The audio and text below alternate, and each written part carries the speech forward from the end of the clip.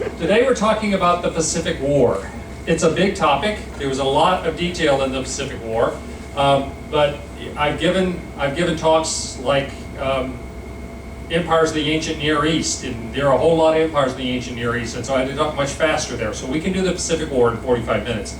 Although I find out as I do these talks more often, I get longer every time, so I'll try not to do that. I'm not going to talk about every battle of the Pacific War, though. I'm going to talk about just the general lead into it and how it ended as well, but particularly there are a number of battles, 5 or 6, that really were crucial in terms of being turning points of one kind or another in the war, and I'm going to talk about those so that you get some idea the general flow of the war through the period from 1941 to 1945, okay?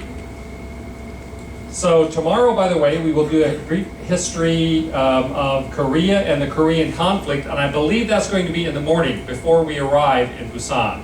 No, tomorrow I don't do one because it's a long day. It's the following day. And then we will do Birth of the Atomic Age, Hiroshima and Nagasaki before we arrive in Hiroshima, and then Islands of Tranquility, and I'll give you some explanation about the Japanese gardens that many of you saw today, and some of the detail behind how those are put together and what meaning. There's a huge amount of symbolism in those, so we'll talk about that. To give you a very quick background for what led up to the Pacific War, the Pacific theater of the Second World War, I talked before about the mid-1800s, 1868 particularly, was when the Meiji Emperor of Japan was empowered, the Meiji Restoration, so that the emperor again gained power over the country after almost 700 years of the military rulers, the shoguns, having run the country. Well, in 1868, when the Meiji Emperor took over control of the country again, he was absolutely committed, having seen the power of Western Europe and the United States, the modern weaponry that they had, the modern military that they had. He was determined that he was going to modernize the country of Japan. And he proceeded to do so in very aggressive ways. In fact, it was quite astonishing what he was able to accomplish in less than 30 years. In 1894 and 95, we have the First Sino-Japanese War. And the reason for that war was because while the Meiji Emperor and the leaders in Japan were trying to create a modern society equal to the Western powers, they did not have the resources to do that. They didn't have iron, they didn't have coal, they didn't have oil especially. And so they were looking at where they could get those, and they thought Korea would be the closest and easiest place. But because China continued to maintain control over Korea for the most part, Korea was an independent empire, but they were being primarily controlled by the Chinese. Over a period of a number of years there, China and Japan went back and forth over who was actually controlling. And eventually, in 1894, it led to the war. The first war between China and Japan, the First Sino-Japanese War, and much to everyone's astonishment, Japan defeated China. China was considered the great historic power. It had a much larger army, but it had not been successful in modernizing in the same way the Japanese had. Well, once they had defeated the Chinese, they began to take over more control of Korea. They also had been ceded by the Chinese control of much of the Manchuria, which is the province in the northeastern part of China, They were given Taiwan, the Pescadores Islands, some other things. But the Russians stepped in. They had a strong desire to have a southern port for their Pacific Navy because the northern port, their only port really on the Pacific Ocean, Vladivostok, was frozen in the wintertime. So they got France and Germany to side with them to tell the Japanese, you can sort of work with Korea a little bit, but you cannot take over the Leyte Peninsula, which was part of Manchuria. Immediately after they convinced the Japanese you can't move in there, they signed a 25-year lease, the Russians did, with the Chinese, and they took over the peninsula and started putting in a major base. And they would not respect the Japanese enough to even negotiate. The Japanese, the emperor was prepared to say, if you'll give us control of Korea, we will let you have whatever you want in Manchuria, that'll be between you and the Chinese. But Tsar Nicholas referred to the Japanese as those little yellow monkeys. He clearly was racist, as was most of his leadership. He did not have any regard for them militarily, and so he didn't even bother to respond to requests for negotiation. So the short version is between 1904 and 1905, Japan went to war against Russia and they defeated Russia. In fact, they destroyed 2 of Russia's 3 main battle fleets. And this was when Russia was considered one of the world's great powers, particularly a major naval power. As a result of that, Russia gave control of Korea to Japan. They also gave control of parts of Manchuria to Japan after they had defeated them. And Korea eventually is annexed by Japan and becomes a sort of feeder program for Japan. The food, they took laborers from there, they took military from there, etc. And it got worse and worse. I'll talk about that more when we talk about the brief history of Korea and the Korean conflict. Then, as they were moving along and moving into Manchuria more and more, the Japanese, they took over a railway system that the Russians had started and they completed it. It was called the South Manchurian Rail Corporation. They got involved in port control, they got involved in mining, and the South Manchurian Rail Corporation became the largest corporation in all of Asia. And so eventually the Japanese said, why should we bother with pretending like China still controls this area when we are the ones investing all this in it? So in 1931, they created a military incident. It was entirely a pretext in order to justify their troops coming in. They annexed Manchuria from China and they declared that it was a new puppet state called Manchukuo. And they actually put their own emperor in place. In fact, by that time, the Qing Empire, or the Qing dynasty of the Chinese Empire had ended, and so they took the emperor, Pu Yi, the last emperor of China, and made him the emperor of Manchukuo, because he was from Manchuria originally anyway.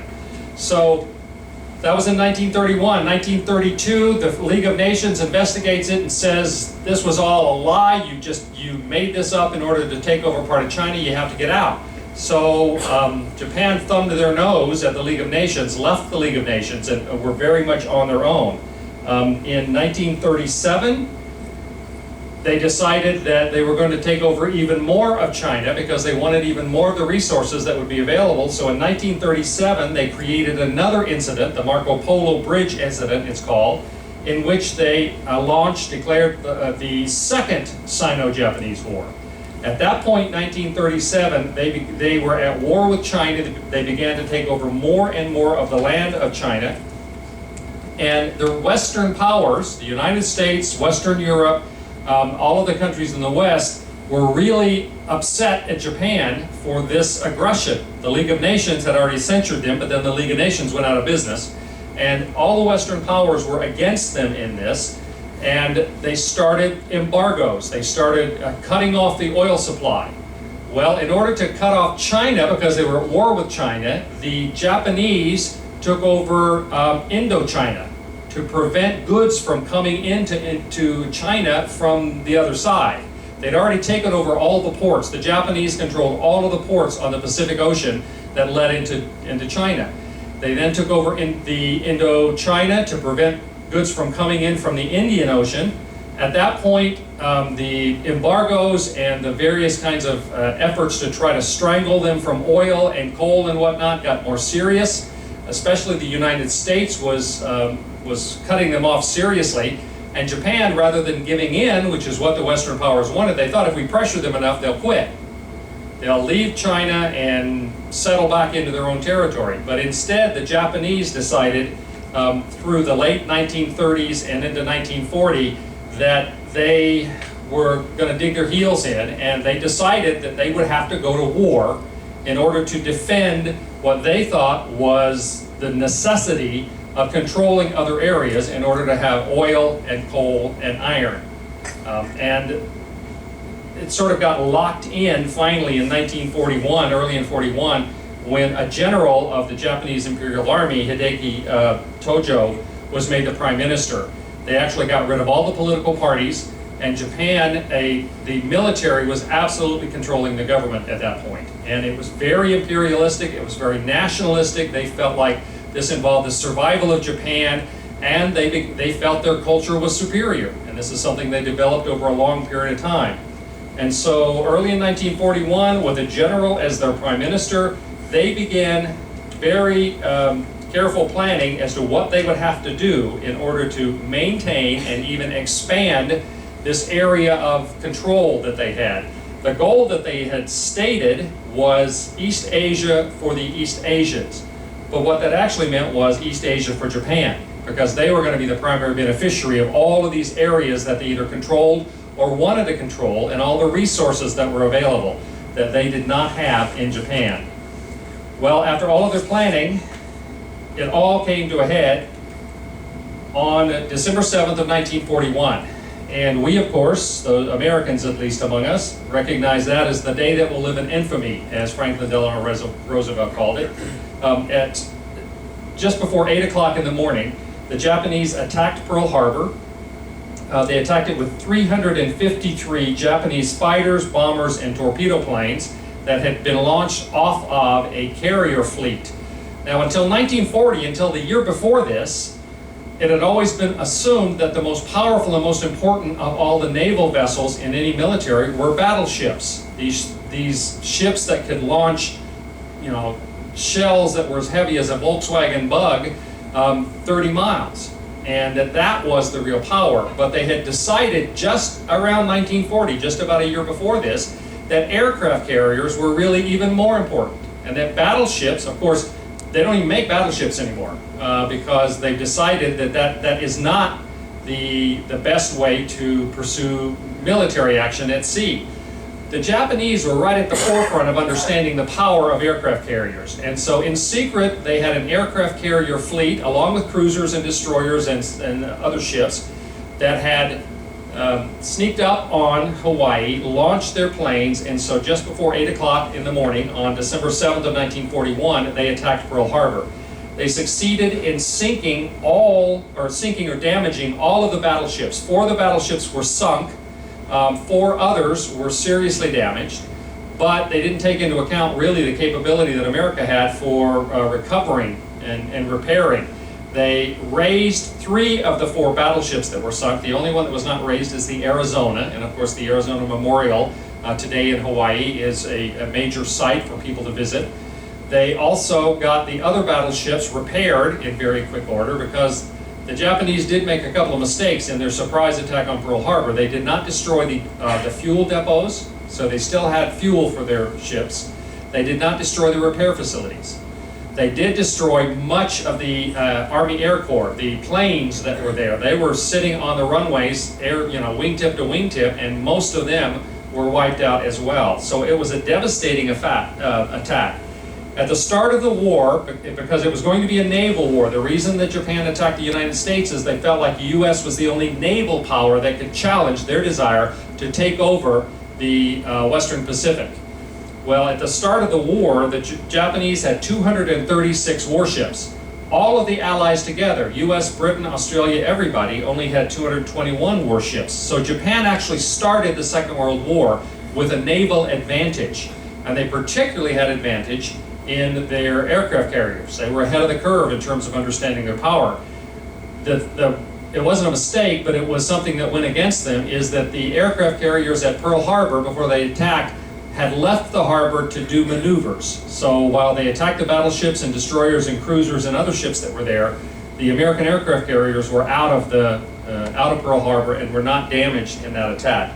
Yamamoto, who was the admiral who was responsible for designing the attack on Pearl Harbor and really the whole military campaign of the Japanese, was quoted as saying before the attack, "I shall run wild considerably for the first 6 months or a year, but I have absolutely no confidence for the second or third years." And this turned out to be very prophetic. Japan did not, because even though they had taken over areas that provided oil and iron and whatnot, they still did not have the production capabilities to be able to plan on an extended war. They did not have the ability to replace planes and replace ships and that sort of thing that the United States, for instance, had. What a lot of people don't realize about the attack on Pearl Harbor on December 7th is that at exactly on the same day, within 7 hours of the launch of the attack on Pearl Harbor, the Japanese also attacked the U.S. Possessions in the Philippines, in Guam, and at Wake Island, and the British-controlled areas of Malaya, Singapore, and Hong Kong. All of those in one day. And their goal was to try to control the military strongpoints that the U.S. and Great Britain had, and they were successful in all of those. They didn't just attack them, they actually occupied them. They were successful in taking over the Philippines, Guam, Wake Island, Malaya, Singapore, and Hong Kong, even though Singapore and to some extent Hong Kong were considered to be impregnable. They didn't see that there was any way anybody could ever take them. Well, the Japanese did in fairly short order. And so very quickly, from December of 1941 into the early months of 1942, they not only were controlling Manchukuo and then much of the rest of China in the east, all of the ports, you see the ports are purple here, they also were controlling Burma, Thailand, French Indochina. This was to try to cut off the Chinese from any support from the Indian Ocean side.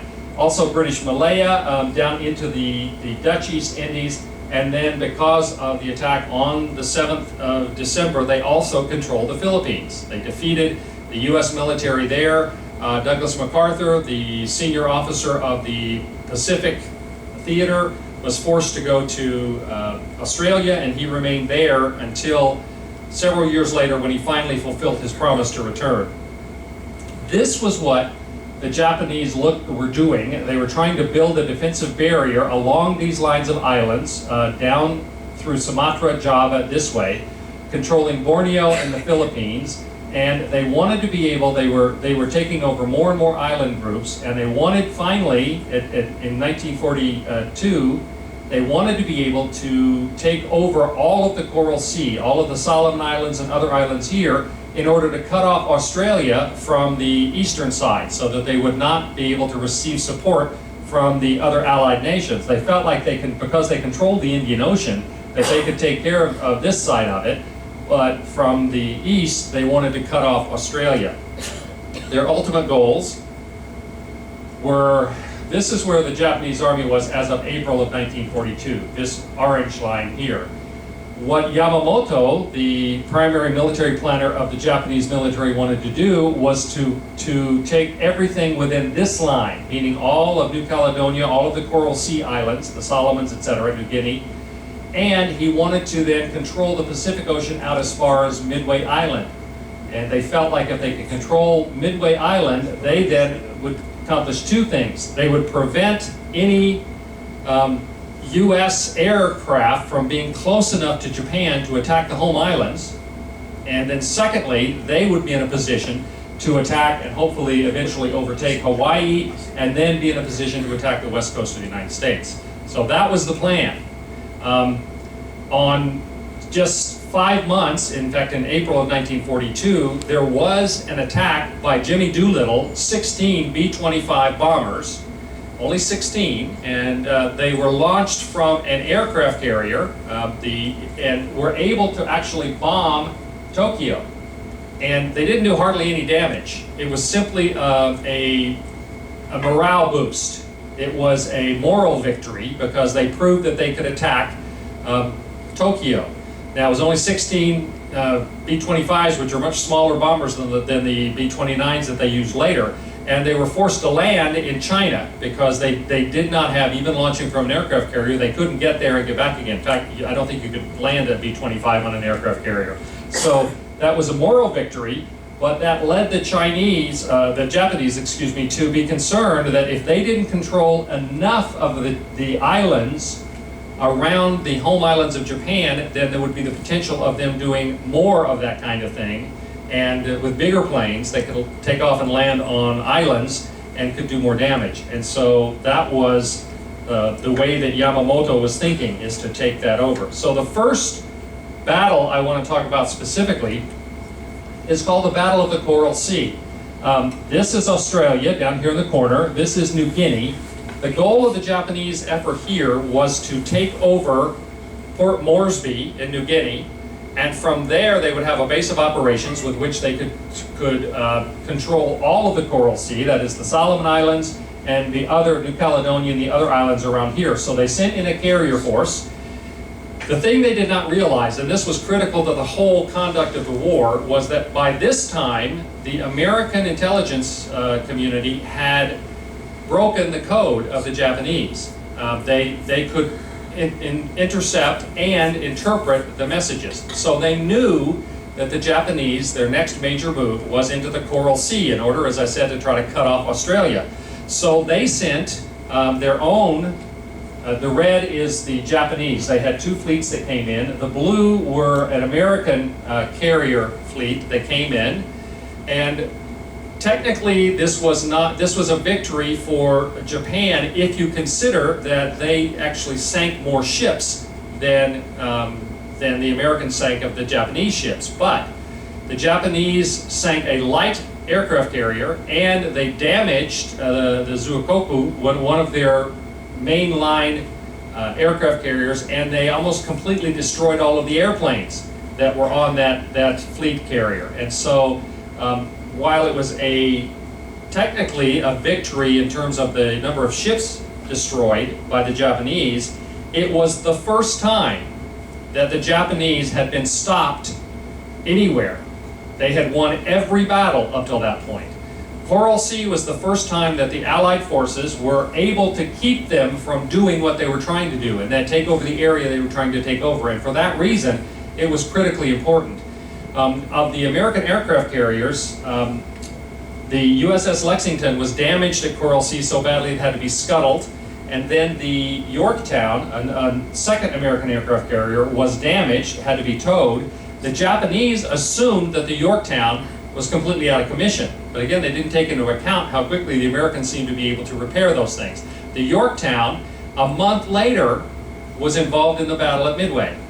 And so they got it back in shape in extraordinary order. And so the next major battle, this is the first one where the Japanese did not accomplish their mission. They were stopped from what they were trying to do. But again, this image, Yamamoto did not succeed down here to take over the islands all around the Coral Sea and to control Australia.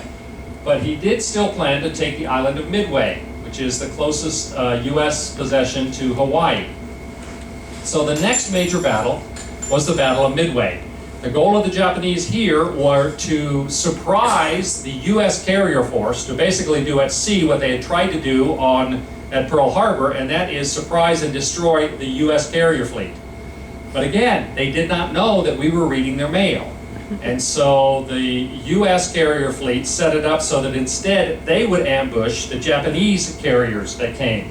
The Japanese did several things. One thing is they did a feint, a false attack, up into the Aleutian Islands, the islands that were possessions of the United States. But then they had a massive combination of various naval forces that approached Wake Island, but the Americans knew that they were there. They knew they were coming at Wake Island, Midway, I mean. And the bottom line is, the end of the day, the US had not only surprised the Japanese, they were able to put more planes in the air. The US, both from Midway Island itself, which had an airstrip, and also from the carriers of the US Navy, they launched 348 planes to the Imperial Japanese Navy's 272. When the battle was done, after 2 days, now this is only 6 months after Pearl Harbor, realize. The war would drag on for a long time, but Midway Island was probably the point that the war turned, just 6 months after Pearl Harbor, because 4 of the fleet carriers, 4 of the major aircraft carriers of the Japanese Navy were destroyed. They were surprised and destroyed. This was the core of the naval power of the Japanese. They also destroyed 1 heavy cruiser, which, because battleships were not being used as much, they still had battleships. The Yamato, which the Japanese had, was one of the most powerful battleships in the world. But the cruisers were much more commonly used already by this time. 1 heavy cruiser was destroyed. The U.S. Yorktown was finally destroyed. It had been damaged in Coral Sea, but it was destroyed at Midway. But the Japanese, most especially, lost a great many of their pilots because 4 aircraft carriers went down and a lot of their planes were shot down. The pilots that were assigned to those ships and flying those planes were were lost, and Japan was never able to recover from that. And the story of how that all happened in terms of the damage of the ships, the Admiral Fletcher, the U.S. admiral that was leading the primary response to the Japanese, he sent out torpedo bombers in 2 major flights. And torpedo bombers come in low because they fly over the surface of the water and they drop their torpedoes, and then the torpedoes run toward the ships. 2 flights of torpedo bombers had no effect, and almost all of them got destroyed by the Japanese. Well, what happened was all of the Japanese fighters came down low in order to be part of the battle against these torpedo bombers. And at the same time that was happening, dive bombers from the American carriers came in high, and there were no planes up high to defend against them. And so they had pretty much a clear shot, and that's how they ended up being able to sink 4 aircraft carriers. The Japanese never really recovered from the losses that they had in Midway. I mean, they continued to fight for a very long time after that. In fact, the Battle of Midway was the start of the island hopping campaign that the Allies had. At this point, because the Americans had the most significant naval presence in the Pacific. It was led primarily by the Americans, but the Australians were involved, the British Navy was involved as well. Admiral Chester Nimitz, from Pearl Harbor after Midway, they began a march across the center of the Pacific, taking island after island, while at the same time, Douglas MacArthur, who was the general and senior army officer in the Pacific for the Allies, came up with Australian allies and began to move up through the southern islands back up to the Philippines in order to be able to recapture the Philippines. And so we had this 2-pronged attack that was very slow because they were going island by island in order to take them back, and it was extraordinarily bloody as well. The next battle I will mention is the Guadalcanal Campaign. It's not really a battle because, as you can see, it lasted for 6 months. It involved taking the island of Guadalcanal, as well as 2 other islands, the small island of Tulagi, and also the island here, which, believe it or not, is called Florida. Those 3 islands were very important. They were held by the Japanese, and they were using them as a base of operations. This is an important battle because it's the first time that the Allies were on the offensive, where the Japanese were present in a location and the Allied forces attacked them. It was really a transition from the Allies being sort of on their back foot on defense to being on their front foot and pushing forward in order to be able to approach the Japanese home islands. The Japanese had been there since May of 42. As you can see, this battle began in August of 42, but lasted 6 months, as I said. The Japanese felt it was so important that they retained this island. There were 3 major counterattacks by the Japanese, even after the American Navy and Marines had captured the most important sites on the north part of the island of Guadalcanal. So this campaign involved 3 major land battles, 7 large naval battles, and virtually daily aerial battles for 6 months. It was a very bloody campaign, but at the end of it, the Japanese retreated. They gave up control of Guadalcanal and stopped trying to take it back. Along the same time, I mentioned the fact that Jimmy Doolittle in April of 1942 had flown 16 B-25s off of the carrier Hornet and then bombed Tokyo, no real damage, but then he had gone on to China. Eventually, as this movement, this island hopping, approached Tinian and Saipan especially, that was within reach of some of the American bombers. Particularly in June of 1944, the U.S. introduced the B-29 Superfortress, which is this plane here. It had an effective distance of just under 4,000 miles. So from the islands midway between Hawaii and Japan, Tinian, Saipan, and some of the others, they could effectively start a bombing campaign. Through the next few, and they started out with trying to do strategic bombing from high level, from 30,000 plus feet, dropping explosive bombs on factories and docks and that sort of thing, and it did not work. They later on found out there's a Gulf Stream effect, and all the bombs were blown off course, and they were not being effective at all.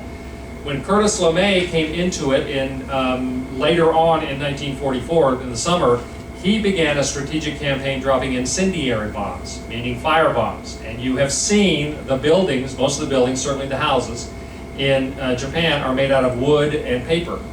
So what happens when you drop a napalm bomb on a city that has got buildings made out of wood? They effectively, they bombed 67 major cities in Japan. There were plans to continue bombing every city that was above 30,000 people. But, and there's really nothing Japan could do about it, because in addition to changing the kind of bombs they were using, they started doing night flight, and they would fly in low. And Japan did not have the radar technology sufficient, nor the air defenses sufficient to stop them. In fact, after not very long, they stopped even trying to send up planes against them, because by the time they got the planes in the air, the B-29s were already gone. And so the bombing campaign of 67 cities, the firebombing, ended up killing 333,000 people in Japan, most of them civilians. And one of the other problems was that a lot of the Japanese factories, the manufacturing of things, were in residential areas. In fact, some of them were even cottage industries. People would work in their homes on bits and pieces of things that would contribute to the war effort. So that made it a problem as well. But 333,000 Japanese were killed by the firebombing, 473,000 were wounded. One night of bombing over Tokyo, which was called the Operation Meeting House on March 9th and 10th of 1945, 100,000 people were killed that night. 16 square miles of Tokyo was destroyed in that one night, and 267,000 buildings destroyed. The effect of the bombs on that one night were greater than the immediate effect of the bombs that were dropped on Hiroshima and Nagasaki. Now, because of radiation poisoning, more people died in Hiroshima, at least, or Hiroshima, over time, over the next 4 months. But the initial devastation from the firebombing, especially the one night of firebombing, Operation Meeting House over Tokyo, was far greater even than the impact of the atomic bombs. Some people had proposed that, including Douglas MacArthur, that they should continue the firebombing and that would be the way to get the Japanese surrender. But after all of that, and the losses across the Pacific, the Japanese had shown no interest or desire to surrender, because they were looking for better terms of surrender rather than an unconditional surrender, which they believed would cause the Allies to get rid of the emperor or to charge him with war crimes, which they were not prepared to have happen. It also would have, they felt, destroyed their culture. The next major battle, and we'll go through these pretty quickly now, was the Battle of Leyte Gulf, which was the effort by the Allies to retake the islands of the Philippines. In this battle, the Japanese responded at the point at which the Allies began to assault the beaches, began to come in with carriers and other naval ships. The Japanese responded with 4 major aggressive assaults. The red lines coming in here, they had one fleet come in, and battle occurred here. They had 2 fleets join up for the second and the fourth conflict, and then the third battle up here, they had sent in a small fleet in order to try to distract Bull Halsey and the third fleet.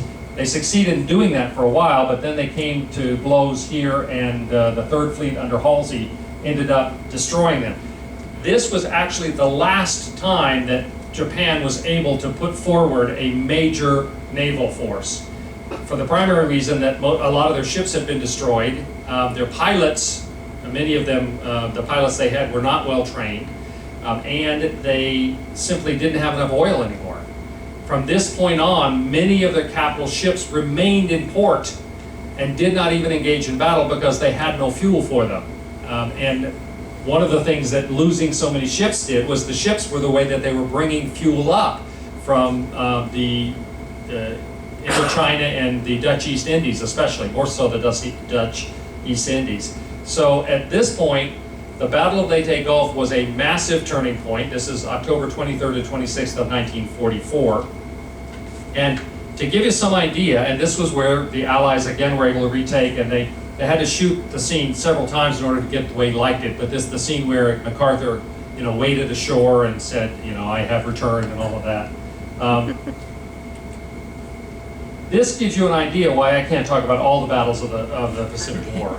This is a list of battles and the locations of those battles. When we talk about island hopping, they quite literally were going from island to island, and there were multiple battles on many of these islands, like Guadalcanal involved multiple islands, and there were, it took 6 months to subdue that area, and these were very bloody battles. The last battle of the Pacific War, in terms of the conflict of military, was the Battle of Okinawa, which happened, it began on Easter Sunday of 1945, April 2nd. It continued for 82 days until June 21st. Now, every battle that had occurred, the closer they got to the main islands of Japan, the bloodier they were. Okinawa was the bloodiest campaign of the entire Pacific War. 183,000 U.S. Army and Marine troops landed there. They were not challenged on the beach, but the plan of the Japanese was, they were very well dug in, was to lay back and let all of the they were supported by some British naval units, but to let them come aboard, come onto the island, and then surprise them and destroy them there. The goal for the U.S. taking the Battle of Okinawa, Okinawa is only 340 miles from mainland islands of Japan. And so this was going to be the forward base for the launching of the attack, which had already been named Operation Deadfall, to take over, Deadlock, I think it is. Yep. I'll find it in a minute, yeah. To invade and conquer the islands. This was going to be a major center. They planned on Okinawa, if they could take it, to be the base for 3,000 B-29s and 240 squadrons of B-17s. So it was going to be a major center, and the Japanese knew that. They knew it was a last opportunity for them to be able to hold out against the Allied potential invasion of the home islands. The Japanese had about 130,000 troops. They differ on those numbers. Some say 115,000, some say 130. But of the 300,000 native Okinawans that lived on the island, half of them had been either conscripted into the Japanese forces and were being forced to fight for them or to support them, or else they had done so voluntarily because the Japanese had told them the horrible things that the Allies would do to them if they came on Okinawa and they were captured. And so it ended up them having a force of close to 280 to 300,000 compared to the 183,000 U.S. Army and Marine troops. These images, by the way, when they landed in the center of the island here, they worked their way north and they had battles, and it was difficult enough, but the real strength of the Japanese army was dug in on the south end of the island, particularly around and under Shuri Castle. Okinawa used to be the capital of the Ryukyu Kingdom. There was an island kingdom there that later became part of Japan, but Shuri Castle was a historic site. It was the home of the Ryukyu kings, and the Japanese had literally tunneled under it and created a massive base underneath it, with the hope that maybe the Allies would not be as quick to bomb all of that because it was very historic. But unfortunately, that didn't stop. That's been rebuilt. If you go to Okinawa now, you can go to the rebuilt Shuri Castle and learn about that. You can even go down into the tunnels that the Japanese had dug underneath Shuri Castle and experience what that would have been like. This is an image of the military, the Marines and Army coming ashore. This hill, if you can tell, was an example of the kind of things that the Japanese had prepared on Okinawa. It's very hilly, mountainous even. They had dug tunnels from which they had various exit points, and at those exit points, they led to a very extensive connection of artillery and machine gun nests. So they could go from one to the other. It was very hard to get to them. It was very hard to know where they were, very hard to get them out. In fact, this image over here, there was a lot of explosives and flamethrowers that had to be involved in order to try to deal with the...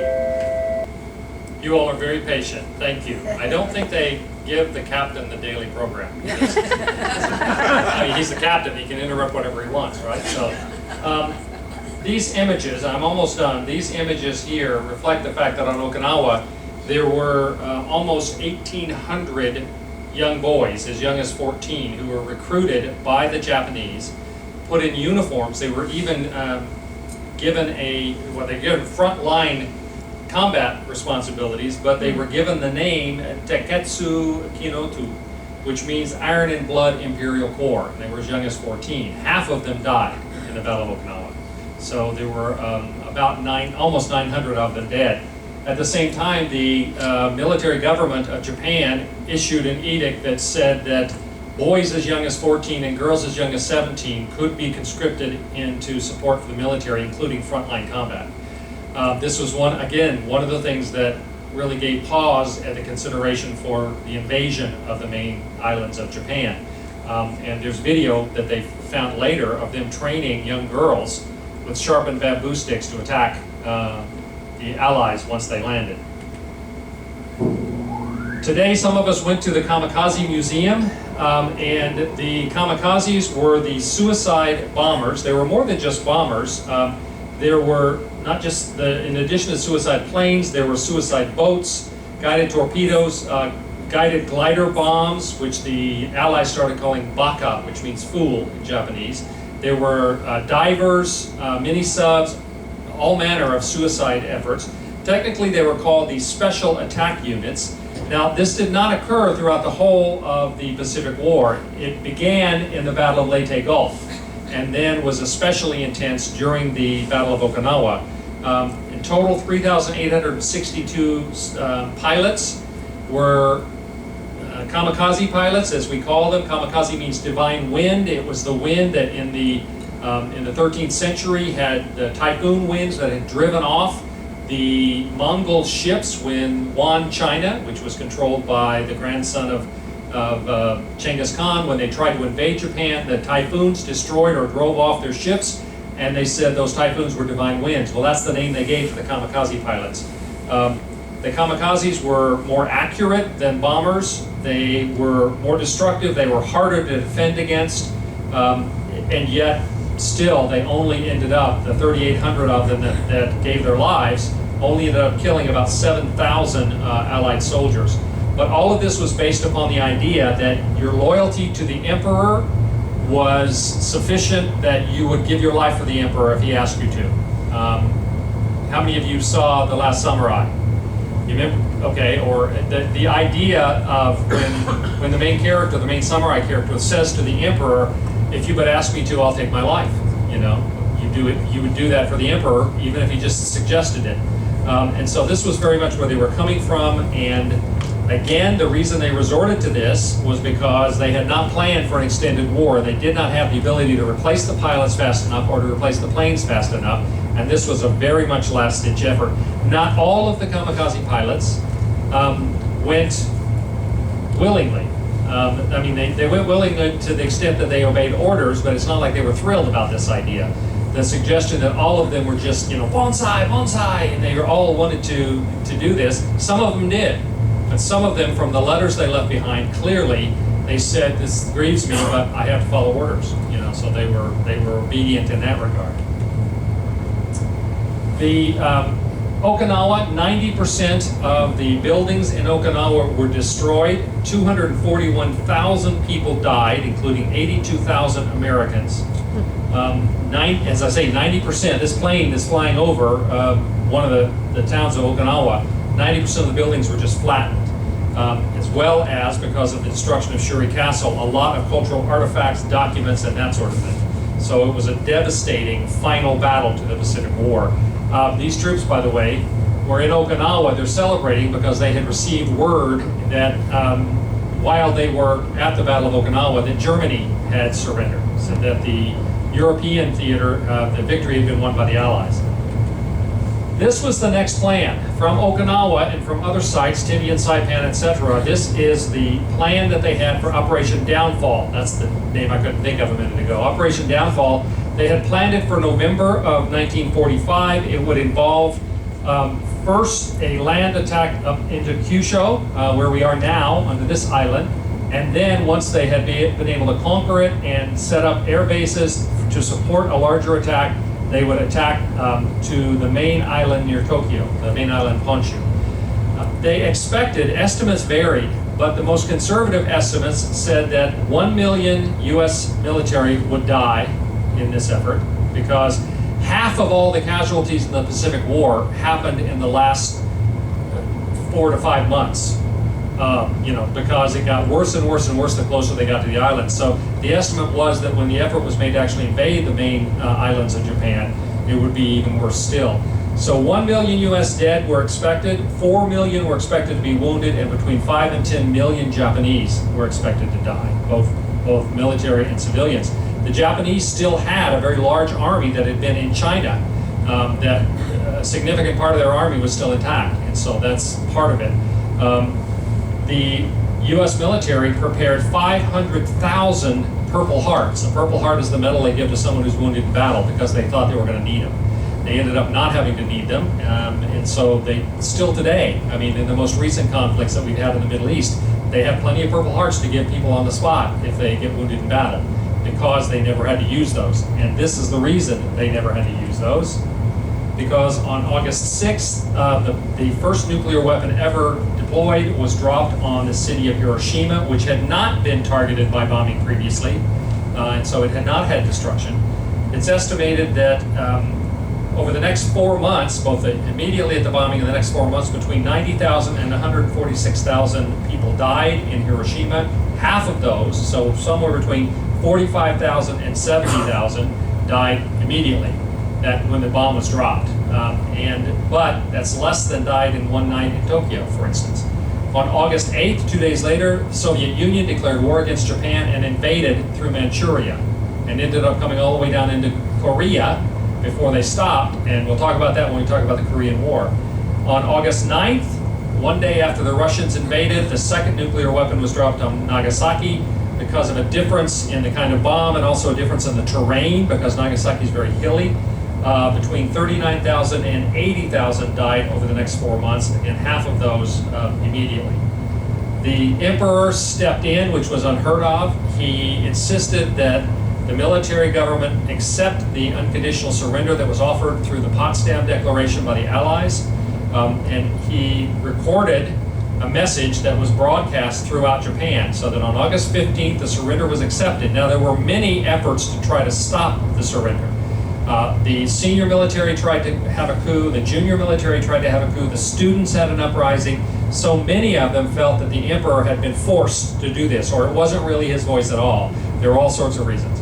But then on September 2nd, the final surrender document was signed on the USS Missouri to end the Japanese or Pacific theater of the Second World War.